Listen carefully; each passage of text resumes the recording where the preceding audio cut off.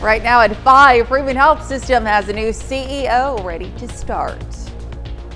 And if you haven't gone outside yet, maybe you could find a way to avoid doing so, as it is quite cold out there. We'll have a look at that forecast, get you out the door coming up. Plus, community members had the chance to take photos with Santa Claus while supporting a good cause. The 4 states' most watched news starts now. Well, good morning and welcome to the KOAM Morning News. It's 5 a.m. I'm Elise Snowy. I'm Chris Warner. Happy Monday to everybody. It is now the second day of December. So what makes it easier to keep track of the days is it started on a Sunday. Yes. So, 1 through 7. It's like one of the easiest months to get, to understand what's going on. It is. Maybe this is the time we can get back on track with times. Maybe. Seriously, right before 2025 would be a good deal. It would certainly help out because I haven't been able to keep track of time for a while. And it is cold out there this morning. I know we've been outside. Yes. It's not pleasant. Let's take a look outside real quick. Our camera downtown Pittsburgh. We have clear skies out there, and it's one of those days of deception again. We'll have sunshine. It just won't feel very warm. MoDOT camera 20th and Rangeline also looking pretty good this morning. We'll take a look at the fog tracker, though. We do have some patchy fog out there. Pittsburgh. Whoa. Speaking of fog, I've turned into fog. Pittsburgh is at 4.1 miles of visit. If it's not Monday in the 4 states, then what day could it possibly be? But we do have that patchy fog. Now, future track, I'm going to just step on because I'm going to lose it. I'm not going to be able to keep myself together for a moment. But on the future track, it's showing some clouds. I do think we're looking at sunny skies today. However, north winds are going to start picking up. They'll be gusting upwards of 25 miles an hour. So these temperatures coupled with strong gusty winds will make it feel a lot colder. Quick look at temperatures. We're sitting at 25 in Joplin, 23 in Pittsburgh right now and across the area. All of us into the 20s, and tomorrow morning may even be a little colder, so we've got low, mid, and upper 20s to start our day, but some of us could start in the upper teens tomorrow. Kids, you're back to school today. Probably not too excited about it after a long weekend, but you got to get out there and you got to bundle up. 27, some patchy fog this morning. Winds will be calm when that bus picks you up. Bus bringing you home still cold, 40, breezy. North winds again gusting to 25. Highs, most of us should at least briefly reach the low 40s. We're kind of looking like Thanksgiving last week, where most of the day will be spent in the 30s. Now, some good news, the winds will ease up as we head into the evening and overnight hours, but those temperatures are going to drop a little further tonight ahead of this wild roller coaster ride we are still on as we head into this week. Well, details on your full forecast here in just a few more minutes. Elise? All right, thanks, Chris. Well, Joplin first responders were alerted to a house fire Sunday evening. The fire was located on South Byers Avenue. Neighbors reported seeing activity in the house recently, and as firefighters searched the premises, a woman climbed out of the upstairs window and almost landed in the arms of a firefighter. The woman stated that she had been sleeping in a closet. Met's ambulance transported her to an area hospital for treatment. Deputy Fire Chief Andy Nimmo tells us he has contacted the Joplin Fire Marshal to respond to the investigation. Well, multiple agencies responded to a 2-alarm house fire in Newton County Saturday morning. Around 6:30 Saturday morning, an off-duty firefighter saw flames and smoke from a residence off Crane Drive in Newton County. Reddings Mill Fire Newton County deputies responded along with mutual aid from Joplin, Quapaw, and Galena Fire. Reports stated the residents had flames through the roof. Residents were not home at the time of the fire, and no firefighters were injured battling the blaze. Around 10 Saturday morning, a serious head-on crash occurred on East 32nd and Rainmiller Road in Joplin. Police say speed was a factor, and one car was struck while turning. It then overturned down an embankment. Firefighters had to use the jaws of life to free the injured passenger. All 3 people involved in the crash were transported to Joplin hospitals. All suffered serious injuries. East 32nd was closed a little over an hour for crash investigation and removal of the vehicles and debris. And to be the first to see breaking news, weather, and sports, you can download the KOAM News app. It's available free of charge in the Apple App Store and the Google Play Store. Just search for the KOAM News app. Well, Freeman Health System has a new president and chief executive officer effective yesterday. Tom Keller succeeds Paula Baker, who served as Freeman's president and CEO for the past 13 years. Baker announced her retirement earlier this year. In a release, Baker said she was, quote, excited about Keller's appointment and looked forward to working with him through the transition period. Keller was formerly the president and CEO of the West Plains, Missouri-based Ozarks Healthcare. He has held that position since 2014. A press release announced Keller's new role at Freeman in September of this year. Well, residents in Neodesha had a chance to take photos with Santa Claus while supporting a local safe haven for foster children needing placements. KOAM's Mitch Adams brings us more details. With Christmas time approaching quickly, Santa Claus has been very busy traveling and meeting kids all over the 4 states. Santa made a stop in Neodesha, where he helps support a local organization that takes in foster kids needing placements. SoHome is an emergency shelter for foster kids in the state of Kansas. We have a capacity of holding up to 20 children. We keep kids for short-term 30-day placements. A lot of our fundraising money goes to taking them on outings, letting them have little bit of doses of some normal life that they don't get to experience in the foster care system, along with like getting supplies like religious materials, some of their cultural needs, things like shirts, socks, underwear, things that they typically don't even come with. Santa Claus told us why it's important to bring Christmas cheer to small towns and help local organizations. A lot of these small venues doesn't get very much support, so anytime I can come out and support them and we can get the community's support really helps out. Although this fundraiser's goal is to get donations, for SoHome, it's also about ringing in the holidays and getting folks in the spirit. I think during the holidays we get an opportunity to show people that are close to us and how they mean to us and the things that we find important, and I think also Christmas gives us the capacity to give back to a community as well, and to be able to do things like take care of each other in ways that we don't always see every day. So, in Neodesha, Mitch Adams, KOAM News. Hot chocolate and cookies were available for anyone who attended. And that's a look at this morning's top stories and weather in our first 7 minutes, coming up on the KOAM Morning News. A former Joplin High School football player scores his first NFL touchdown. We'll have those details. Plus, Notre Dame will soon be open to the public again, more than 5 years after a fire gutted the interior. And we have a cold and breezy day today. We'll have what to expect with Chris Warner in the Skywatch Weather Center. You're watching the KOAM Morning News. We'll be right back. Well, last year we only had 2 high school football teams from the 4 states punch their ticket to a state championship game. A year later, those same 2 schools are making another championship game appearance. Seneca is headed back to the Class 3 state championship game after finishing as the runner-up a year ago. The Indians put together a shutout performance in the state semifinals against Lift for Life Academy. That win secures their spot in the state title game against Blair Oaks in Columbia. Head coach Cody Hilburn said it was a hard process getting back to this point.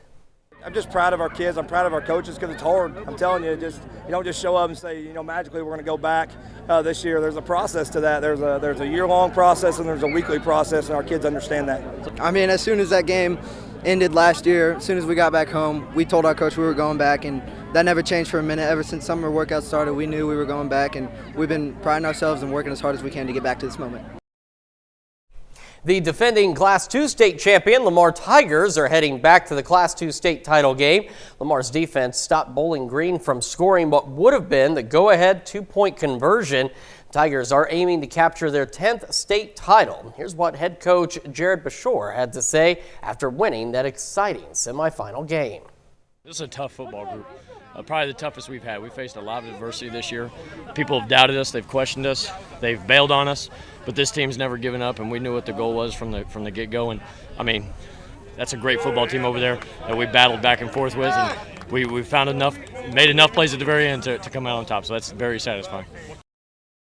The Kansas City Chiefs were off this Sunday as they rest up for next Sunday night when they face the LA Chargers. However, there was plenty of other action happening around the NFL this weekend. Seahawks taking on the New York Jets. Former Jets QB Geno Smith facing his old team. Aaron Rodgers is ready to go. First quarter, Rodgers goes to the corner of the end zone to his guy, Devontae Adams. That touchdown gives the Jets a 6-0 lead. They would miss the PAT. Next New York possession, Rogers with a little shovel pass to the local kid from Joplin High School. That's Isaiah Davis with his first NFL touchdown. He extends the Jets' lead. It's now 14-0, but here come the Seahawks. Jets lead 21-7 in the second quarter. This pass is deflected, and Leonard Williams picks it off. He's got an escort of blockers ahead. The 310-pound defensive lineman takes it all the way back for a 92-yard pick six. Seattle makes it a 21-13 game. Fast forward to the fourth quarter. New York still leading 21-19. Seahawks hand it off to Zach Charbonnet. He scores the touchdown and gives Seattle the lead, and the Seahawks hold on the rest of the way. Seattle beat the New York Jets 26-21.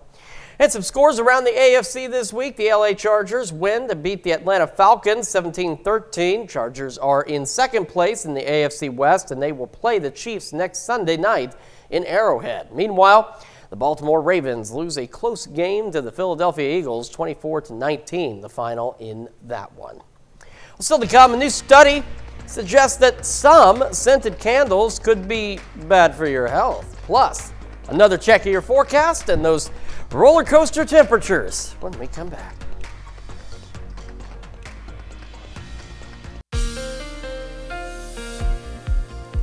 Welcome back to the KOAM Morning News. It's 5:17 on this Monday morning. We're starting with the fog tracker. Now, the last time we did this, see, this camera doesn't like me this morning. I think it forgot who I was. I think it had too much turkey. We're going to try and get through this.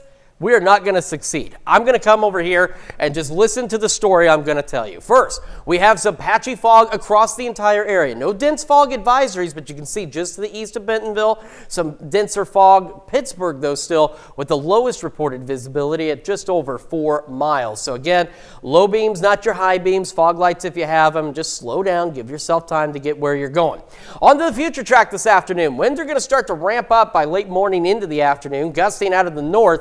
Upwards of 25 miles an hour. Now, I know Future Track is showing some clouds. I think it may be going a little over the top on clouds. I think we should be clear today, but with the breeze, we're still going to be talking wind chills falling back through the 30s, and we're going to spend most of today in the 30s. A number of us should actually warm up just a hair, but it really won't be noticeable. Now look at these temperatures as we head into tomorrow morning. Most of us, again, as you can see, low 20s, but some upper teens absolutely possible.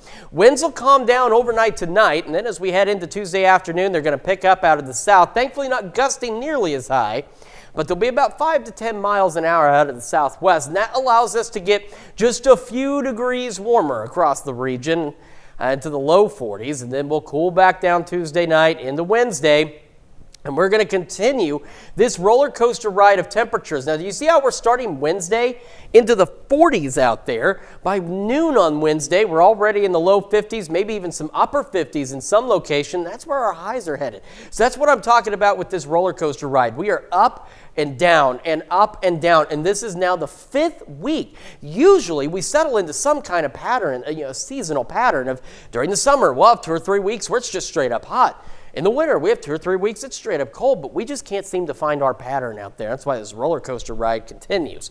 25 in Joplin right now, southeast breeze at 3, clear skies. And again, temperatures across the region, we've got low, mid, and upper 20s. Thankfully, the wind's light and variable this morning. Otherwise, it would feel a lot worse out there. We're going to be starting upper 20s. We're going to have that patchy fog continuing through 8, maybe 9 at the latest. Skies will clear out and we'll be into the upper 30s by 11 a.m. Heading into the afternoon, temperatures will at least briefly rise for most of us into the low 40s. Some of you may only make the upper 30s today, and we'll have those gusty north winds. Into the evening we go. Skies remain clear. Temperatures fall back pretty quickly into the mid-20s by 10, and then the low 20s overnight, and again, some of us, maybe even the upper teens for our lows. So take a look at this roller coaster ride. Look at these temperatures. We're down for now, then we're going to go up, then we're going to fall back down. By the weekend, we go back up, and then next week we come way down. And yes, that's a morning wintry mix on Tuesday. This is, again, with the winter weather, you know how this works. This is still several days out. It is showing up right now, but 100,000 things could change between here and there. But that is a heads up. So we'll be mid-40s tomorrow, upper 50s Wednesday, low 40s on Thursday, upper 40s on Friday, mid-50s Saturday, near 60 on Sunday, low 50s Monday, upper 30s on Tuesday, back to the low 40s by next Wednesday. Not bad all the way through the weekend. Some morning showers possible on Saturday, and of course we'll keep an eye on that system next week and and see if it maybe brings us a little bit of wintry precipitation or not. That's a check of your forecast. We'll be back with more right after this. Well, topping Health Watch this morning. Candles are a common gift for the holidays, but are some of them bad for your health? There are only a few studies on candle emissions or their potential effects on human health, and conclusions are mixed. Now, based on that research, the candles of the most concern are those made from paraffin, the most used wax worldwide. Now, paraffin is a cheap byproduct primarily sourced from the refinement of petroleum. Now, burning a paraffin candle released volatile organic compounds, or VOCs. Now, those compounds are commonly emitted from things like paint, cleaning products, air fresheners, and car exhaust. But health experts say the health risks from candles may also depend on other factors. Now, those include candle type and quality, how often and how long you burn it, the airflow in the candle space, and your health status. Well, social media is giving rise to a dangerous trend, with some parents and caregivers making their own or stretching commercial formula because of recent recalls and shortages. Connor Hansen has more on how this can be dangerous for babies. Over the last few years, parents have experienced an uptick in baby formula shortages and recalls, prompting some to turn to, quote, formula hacking. Formula hacking is essentially any time that you are creating formula that's different from the packaged recommendations, or if you are doing something like making your own. Contributing to the trend, the severe formula shortage in the U.S. in 2022 due to supply chain disruptions. That same year, Abbott recalled multiple products after 2 babies died from potential bacterial contamination. And earlier this year, other companies took a precautionary step and pulled more from the shelves. Now, researchers at Nationwide Children's Hospital are warning parents about the dangers of making at-home baby formula after they conducted a study looking at DIY formula recipes on Pinterest. Lead author of the study, Rebecca McAdams. Even though we looked at and found 63 pins on Pinterest, that the engagement in these pins was rather high, and it reached almost 1 million people. And so the information is getting out there. Researchers found more than half the pins used ingredients the CDC and the American Academy of Pediatrics deem potentially harmful. The raw or unpasteurized milk can contain bacteria such as E. coli, Listeria, or Salmonella that can be that can cause the infant to become sick. The other issue is that if a parent is making the formula at home, they might be making it incorrectly. Many parents are formula hacking for emergency use, such as a formula shortage or when breastfeeding is not possible, according to the study. McAdams adds some are stretching commercial formula, which can also be unsafe. There is a certain balance of what is included in the formula so that the baby is going to be safe. And so stretching out this formula actually changes that balance and can cause a lot of tummy problems to the child. The hospital recommends using caution with any health or safety information found online and urges parents to reach out to their child's pediatrician if they need help finding formula. And that's a look at some of today's top health stories. You're watching the KOAM Morning News. And we've got ourselves a very cold start to the day out there. We'll have another look at that forecast to get you through your day when we come back. Right now at 5:30, residents in Pittsburgh came together for a tree lighting ceremony. We've got a cold start to the day out there. Winds increasing a little later as well. A look at that forecast to get you out the doors coming up. Plus, the CPKC holiday train. It's the 4 states making donations to local food banks. The 4 states' most watched news starts now. Well, good morning and welcome to the KOAM Morning News. It's 5:30. I'm Elise Snowe. And I'm Chris Warner. It is now Monday. It is December the 2nd. So we're now into December officially. Yes. I mean, technically we were yesterday, but I mean, now we're getting back to work and school in the swing of December. things. Back into the swing of things here. It means 2025 is really Just starting to creep up on us. away. How Christmas about is that? almost here as I well. know. You done all your Christmas shopping? You know what? I did. I know today is Cyber Monday and there are some great deals, but yesterday some of the online stores also opened up their Cyber Monday deals just a little bit earlier. So yes, how about you, Chris? I'm not done yet, No? but I do my shopping in person. Okay. I like to see the stuff that I'm getting. So I'll be doing some more of that soon. And if you're doing any Christmas shopping today, maybe you got the day off or you got a late start to the day, make sure you bundle up because it's going to be chilly outside. It is already cold this morning. Quick look outside from our camera in downtown Pittsburgh. It looks really nice. Skies are clear. Winds, at least for now, are light and variable out there, so no major issues from that. But later, it is going to be a problem. I came back over here just by instinct, but I may have to leave in a second. MoDOT camera. Yep, I knew it. I knew it. I knew it. It's instinct, okay? If you're just joining us, we're having some minor issues with our camera over here, and I know we are, but instinct had me walk right over there. Otherwise, we're looking good. We do have some patchy fog across the region as well. Pittsburgh still reporting the lowest visibility at just over 4 miles, but you can see this patchy fog across the region. So again, low beams, not your high beams. Fog lights if you have them. Slow down. Give yourself time to get where you're going because as we've told you before, it is better to arrive a few minutes late than not arrive at all. Into the afternoon, future track showing some clouds. I do not believe we're actually going to see any clouds today. I do believe we're going to be holding on to clear skies, but we will have those north winds picking up late this morning, gusting upwards of 25, so it's going to make it feel even colder than what it already will be. Some good news is the winds will ease up tonight when it gets really cold tonight. 25, both Joplin and Pittsburgh this morning, and that's where we're all sitting so far. We're all into the low, mid, and upper 20s across the area with looks like Iola as the cold spot sitting at 21 degrees. Kids getting on the bus this morning, they'll want to grab that coat. Watch out for that patchy fog. Will be about 27. Winds will be calm or light and variable. By this afternoon, sunny skies, breezy, and right around 40 when the bus brings them home. So most of us should at least briefly make the low 40s for highs. Others may only make the upper 30s. And either way you paint it with the wind, it's definitely going to feel a lot colder, but at least the skies will be clear. Our roller coaster ride of temperatures continues. We'll go over those details with you in the full forecast, and that's coming up here in just a few more minutes. Elise? All right, Chris, thanks. Well, the free concert in Carthage yesterday hoped to help get the community into the Christmas spirit. The hometown country Christmas concert event was an evening of Southern gospel and bluegrass music. Musicians included the Parks family, the Johnson family, and the Goulds. The event was free and open to the public, but attendees were welcome to leave a love offering. Well, the Neosho Fish Hatchery hosted its 3rd annual tree trimming open house. Now, the hatchery's Christmas tree doesn't have ornaments, so they allow the community to come in and make fish-themed ones. And now many of the ornaments are based on fish that the hatchery holds, like the pallid sturgeon, a rainbow trout, and more. So they're doing some paper crafts, some origami.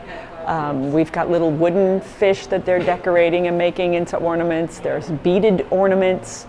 They're also decorating fish cars, the fish rail cars, because we are doing a fundraiser where we're trying to get our own fish rail car.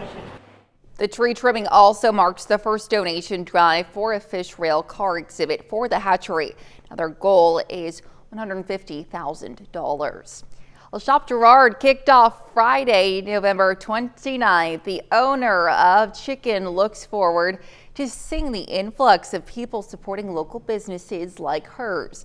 Now, during this time, shoppers get a sticker for every $10 they spend at a participating business in Girard.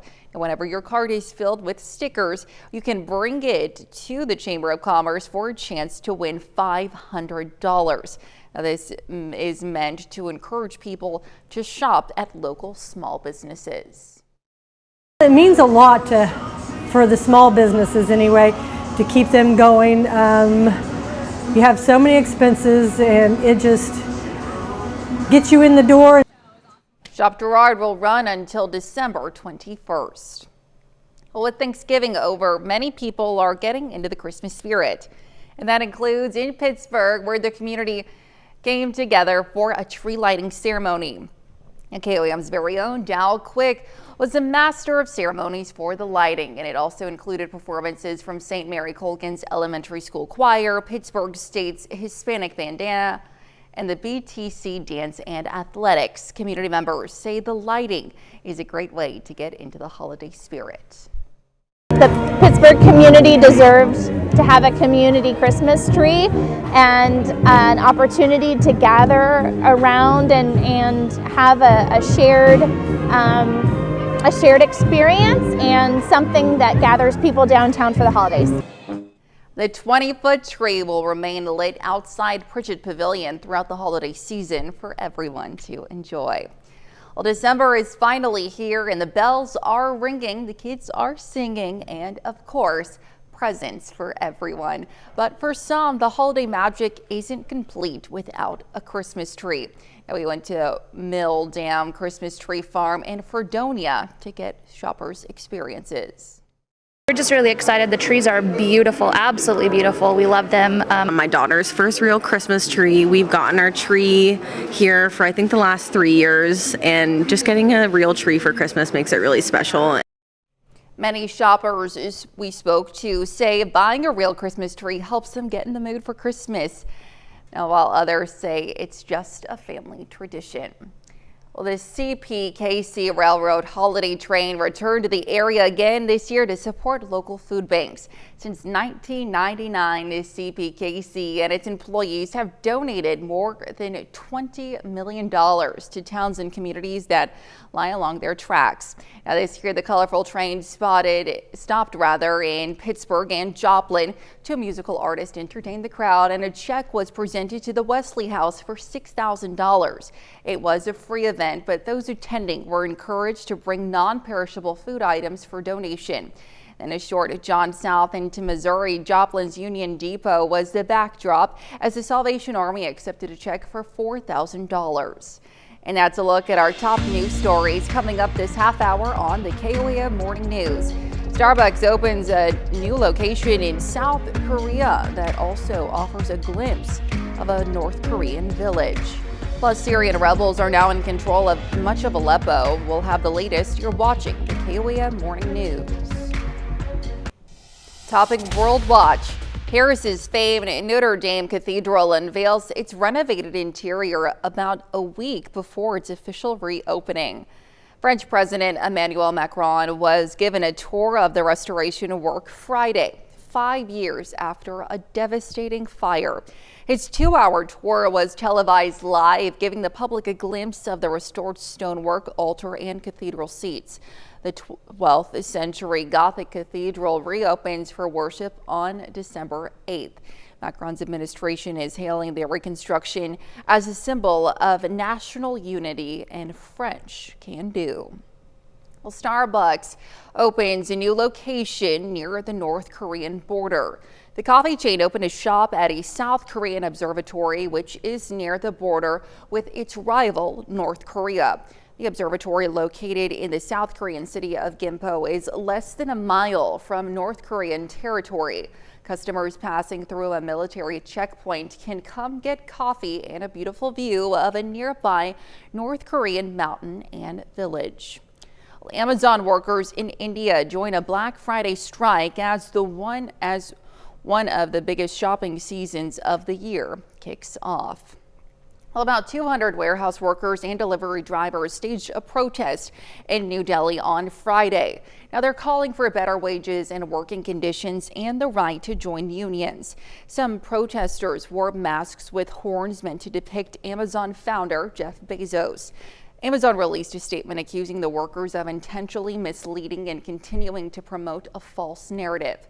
Workers are also on strike at Amazon warehouses in other countries. Well, Syrian rebels are now in control of much of Aleppo after storming the country's second largest city and killing dozens of government soldiers in a major challenge to President Bashar al-Assad. Stephanie Bennett reports. The Syrian military rushed in reinforcements on Sunday in an attempt to push back the rebels from advancing any farther. Rebel forces invading northwestern Syria, capturing territory from President Bashar al-Assad's forces for the first time in years. This swift surprise offensive is a huge embarrassment for Assad and also comes at a time when his allies, Iran, Hezbollah, and Russia, are already preoccupied with their own conflicts. The Iranian foreign minister heading to Syria Sunday, he told reporters that Tehran will back the Syrian government and army. Russian warplanes have responded by bombing the rebels with strikes in Idlib. This video was released by the Syrian search and rescue volunteer group, the White Helmets, showing the aftermath of blown-out buildings and vehicles while they evacuated injured people into ambulances. In Aleppo, Syrian rebels celebrated as they drove through the city and claimed to have entered Hama. Syria has experienced more than 13 years of civil war, with nearly 500,000 people killed since 2011. This was a frozen conflict. This has been going on since 2011. And in the last 72 hours, rebels went from Idlib all the way to Aleppo. Really stunning speed, stunning success. The forces that had aligned with Assad, with the Syrian government, have let their guard down. According to the UK-based War Monitor, the Syrian Observatory for Human Rights, more than 370 people have been killed since Wednesday alone. That's a look at World Watch. We'll be right back. Welcome back to the KOAM Morning News. 5:45 now on this Monday morning. We're starting with the fog tracker. And you can see we do have some patchy fog across just about the entire area out there. Everybody, with the exception of Independence, reporting reduced visibilities. Pittsburgh's still the lowest at just over 4 miles. So again, low beams, not your high beams. Slow down. Give yourself time to get where you're going. It's not a race. It's better to arrive a few minutes late than not at all. As we take a look at the future track, again, I think it's going a little overboard on some cloud cover today. I do believe that we're going to otherwise just have sunny skies. Now, by late morning, winds begin increasing out of the north, and they'll eventually start gusting up there about 25, and so it's going to make it feel a lot colder. And as you can see, there's not a lot of warming that's going to take place today either. Even though we'll have ample sunshine, that north breeze is what's going to keep it cold, and that keeps it cold overnight. Now, some good news, as we get colder tonight, the wind will actually ease up a bit. It should be calm overnight, so it won't make it feel any worse than how it's already going to feel as we fall back into low 20s and maybe even some upper teens across the area. Now, Tuesday, winds are going to shift out of the southwest at about 5 to 10, so they won't be gusting, and that will usher in slightly warmer temperatures, but we'll still see plentiful sunshine and slightly warmer air out there, which will allow us to be a little warmer overnight Tuesday into Wednesday. Take a look, 5 a.m. we're starting the upper 30s, and maybe even a couple of 40-degree readings. And as we go through the day on Wednesday, we're looking at partly cloudy skies, still a bit breezy, but take a look at temperatures out there. By noon, in the low to mid 50s, and by the evening, a number of upper 50s pushing close to 60. Look at Bartlesville, maybe even 62. That's what I mean by this roller coaster ride. It just goes up and down and up and down, and we just can't seem to settle into a pattern of temperatures, which I think is what's leading to a lot of folks not feeling so well here lately. Quick look at temperatures. 25 in Joplin. Skies are clear. Southeast breeze at about 3 and around the area. Again, temperatures low, mid, and upper 20s. Iola still the cold spot at 21. Cassville now the warm spot sitting at 29. Through the morning, again, starting in the upper 20s, patchy fog continuing through 9 a.m. at the latest. That'll clear out. Skies will, of course, as well.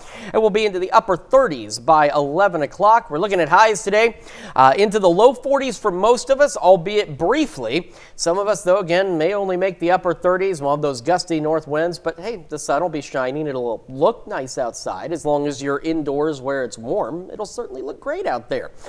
Clear skies continue. Winds start easing up by the late evening hours. We're falling back through the mid-20s by 10. Low 20s tonight, but some upper teens absolutely possible. Over the next 10 days, here's what we are looking at. This is the roller coaster ride I'm talking about. I mean, take a look at some of these temperatures. So we're in the mid-40s tomorrow, and then we go into the upper 50s. Then we're back down to the low 40s. And we're back up into the upper 40s, mid-50s, upper 50s, low 50s, upper 30s, and low 40s. That's the roller coaster ride we can't seem to get off of. Now, next week, you do see some morning wintry mix by Tuesday, still a long ways off, something we'll keep an eye on. But between here and there, just sit back and enjoy this wild temperature ride. Let's check your forecast. We're back with more right after this.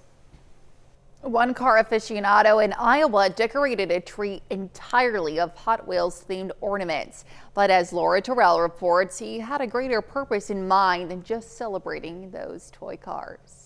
This is my first car. I got it when I was 16. Mike White is a car fanatic. His Ankeny garage is filled with classics like his beloved '68 Camaro. This is the new way of hanging up Hot Wheels. But the walls tell the full story of how his love affair with cars began. This is what got me into cars as a 6-year-old when they first came out in '68, and never looked back. 3,000 Hot Wheels hung with care.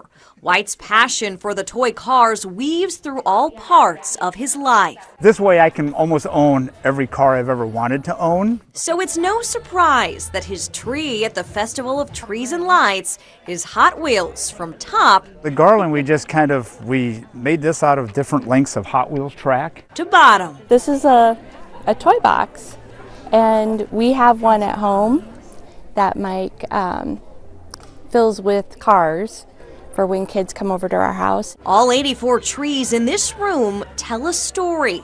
Some honor children who have passed. Others celebrate kids bravely battling a serious illness. I'm kind of nervous with Riley. I know, she'll be excited though, so it's going to be I fun. know, she'll be excited. Mike and his wife Jody are decorating this tree in honor of the bravest 6-year-old they know. Riley Shelton walks in excited and ends up speechless. What do you think? What do you think? I love it. Did we do a good job? Riley has been a family friend of the Whites her entire life. Mike got her into Hot Wheels, and those toys have helped her through some tough times. Riley has what's called polycythemia vera. It's quite rare. Riley was born with this type of blood cancer, and it's something she will have her entire life. She's persevered through it all, and she's been every bit as strong as a lot of adults that I know, or stronger. This tree is a symbol of her strength. Whoa! Check out that one. And the army of people that have supported her along the way. As a parent, it's very nice when people you love your kid like they're their own.